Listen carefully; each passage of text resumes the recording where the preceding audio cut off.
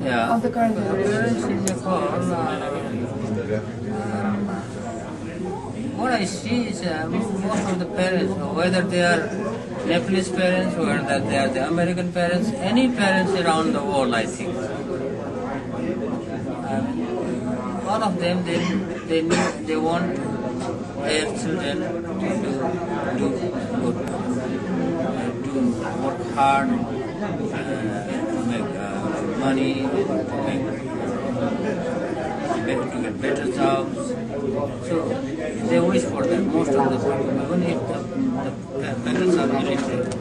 So what I suggest the parents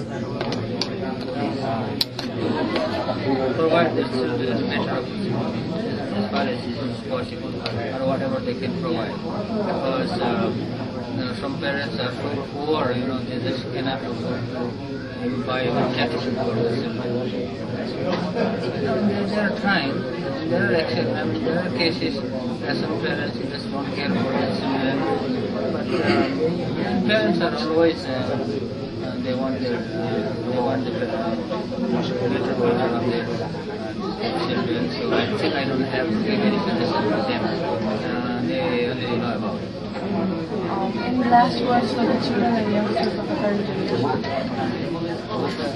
Yes, like I said, the world is changing very fast. So the way the world is changing, the pace, the speed the world is changing, they have to change themselves also. If they become slow and if the world is changing fast, then they will left behind. So they need to work harder and they need to work smart. Well, I would like to make it short, 5 minutes, eh? Thank you. It's my pleasure and honor. Most of my questions has been answered already, to be honest. This interview and the previous one.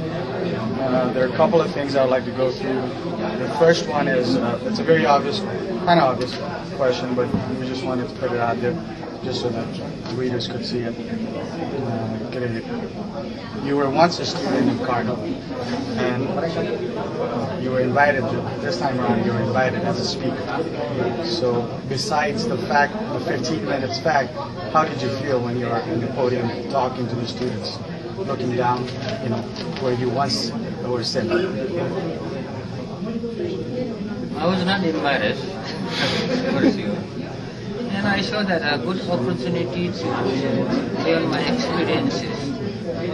This is for college graduates, graduating from the college.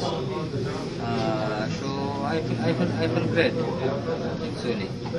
And also, it was a nice time for me to visit many of my friends there in Kurdi. Like I met Nepali students there. I didn't know this group. I had many professors there still. So when I went there to speak, many of my friends were there in the podium in the area. So when I was speaking, I look at them and I tell something, I tell my story to them. We have 7 more minutes. We can be out of here at 8:30. Okay, I'll make it short.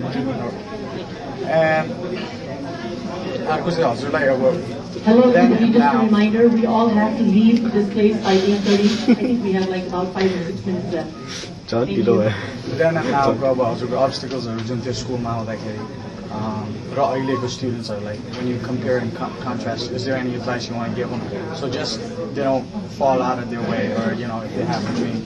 To the students coming to Students who are now enrolled in schools and the new generation here in school. Here in America. In America, or any student from this generation who are trying to pursue their dreams, going to a university abroad.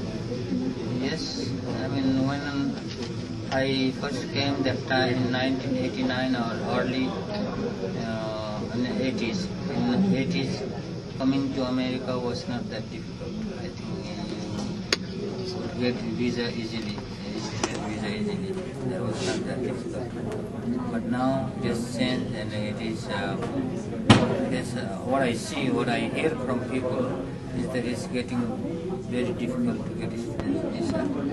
But what I see is, right now there are many colleges actually, many IT colleges, many private colleges, even universities in America. What I like to suggest to these young people, young brothers and sisters, is to do some college work there and have this college credit transferred here.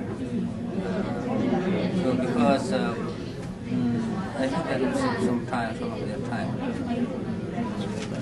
And I mean, that way it will be easier to get visa as well. I think it is easier to get visa to go to the master's program than to go for the undergraduate. That's what I hear from people, because I don't know. I mean, you said you've been traveling around the States. What reaction did you get when you came from East Coast, for instance? As far as I know, as far as I'm concerned and my friends are concerned, a few years ago you were not as known, but lately, like, we've been hearing a lot of things about you, a lot of good things about you, reading a lot of good things about you. So what was the reaction like from the people from the East Coast and coming towards the Midwest? Yes, people were excited to see me. I don't know. Yes, yeah, I'm glad to meet you in person. That's something I have found, but I mean, they have made me, great when Tulo Manse in Nepali, if you say. I'm not a Tulo Manse. But it's nice to talk to many people and share the vision, actually. That's what I did in Washington, D.C. I'm not only speaking to the Nepalese community, I am also speaking I think we need to wrap up. It is 8:30 and we need to be out of here. To the American communities also. Wherever I go and talk to the people, they are very supportive and they are very excited to hear something about, some stories about me. So that's what I found. Well, I think we got to wrap up, but maybe I'll email you a couple more questions. Eh?